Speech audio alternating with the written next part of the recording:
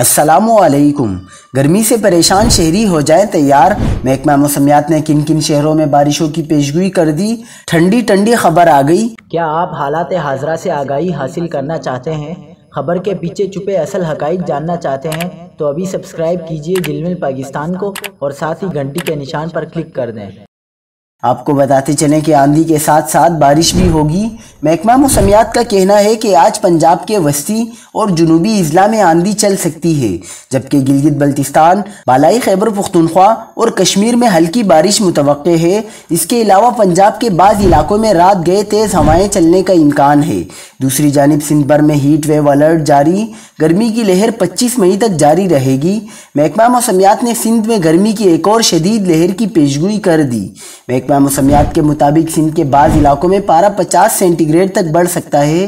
کراچی، ٹھٹہ اور بدین میں بھی زیادہ سے زیادہ درجہ حرارت 40 سے 42 ڈگری تک رہے گا۔ کراچی میں لوڈ شیڈنگ کا دورانیہ 6 سے 14 گھنٹے تک پہنچ گیا ہے۔